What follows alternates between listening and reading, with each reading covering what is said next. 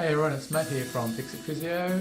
We've just gone and done a warm-up program based on the FIFA 11 Plus program, which has been proven to reduce injury risk by 42% and also increase a lot of performance indicators like balance, reaction time, proprioception, a few things that are actually going to help you play better, as well as reducing things like ACL tears, muscle injuries, ankle sprains.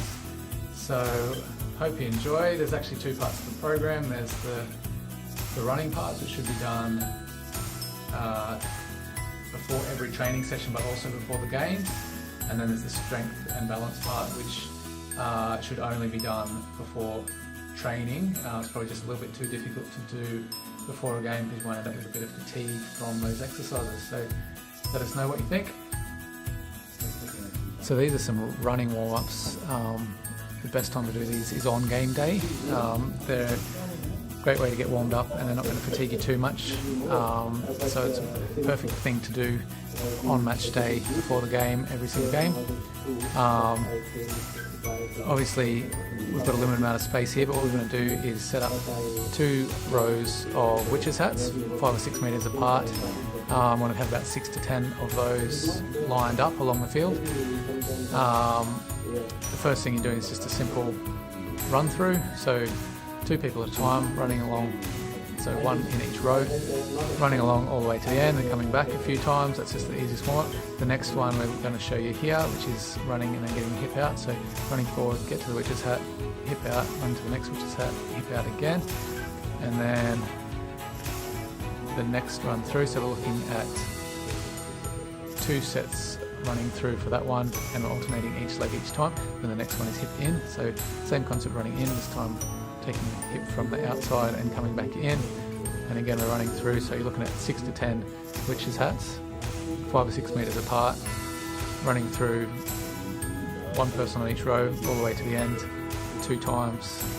So the next running warm-up, it's quite a simple one. We're just running forward, skipping the first witch's hat, going to the second one, then run back to the first one, then run to the third one, then back to the second one. So each time we're running forward 2 and running back 1, and we want to repeat that twice through. For the next running warm-up, we're running in pairs, run forward to the first witch's hat, going across, doing a little circle in the middle, going back to the cone again, and then coming forward, and then repeating 6 to 10 times along the row. So the next running warm-up exercise is the most fun one. So running in pairs, get it to the first witch's hat, shuffle across, jump, land with your feet together, knees slightly bent, shoulder width apart, and then continuing that all the way along the line 6 to 10 times, and then repeating that twice all the way through.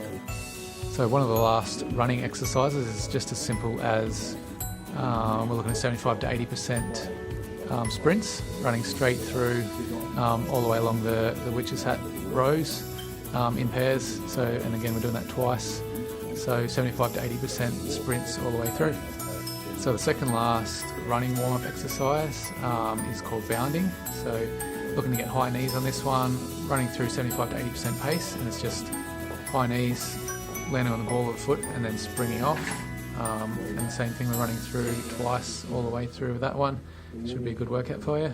So the last running warm-up is the plant and cut. So we're looking at running a little bit diagonal, planting the foot, exploding out to the other direction, sort of looking at 5 to 6 steps each time. So landing, pivoting, pushing out pretty hard for 5-6 steps, landing again, pushing out the other direction, about 45-degree angle. And here we have the strength and balance exercises. So just to reiterate, these ones should only be done on training days, otherwise it might be a little too fatiguing on a game day.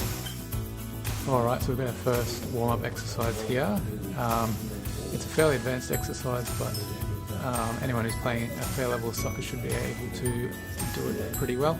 So traditional plank, but we're going a little bit harder, so up onto forearms, got body out straight, you want to make sure the hips are level, and then we're getting one leg up in the air and holding it slightly above the other foot, and just making sure your hips don't drop.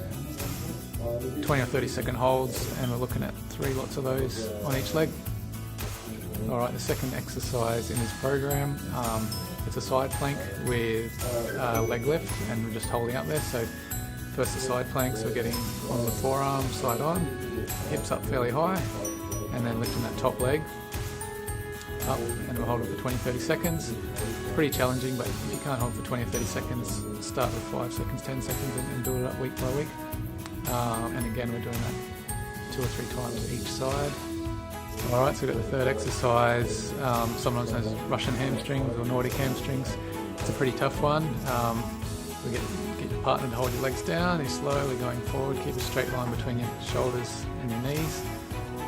When you can't hold any longer, just slowly just let go and hold on so you don't fall down. Pretty difficult, but we're looking at 12 to 15 sets of this ideally, but you've got to start wherever you can do it. Start with 3 or 4, and then the next exercise, it's testing your partner out, so both standing on one leg with a slightly bent knee on the ball of your foot, and then pushing your partner in the shoulder, trying to get them to fall over, and just maintaining your balance, going for 30 seconds on each leg, and repeating two times each leg. The next exercise is a single leg squat with the help from your partner, so just sort of slightly supporting each other, not relying too much. Squatting down, try and keep your knee in a straight line as you go down, so not buckling in or out. And we're doing 2 lots of 10 on each leg. So this last one is some explosive quick jumping or multi-directional jumping. So you're just thinking that there's a cross on the floor and jumping forward and back, as well as side to side and diagonally. So we're doing this for about 30 seconds and 2 sets of that.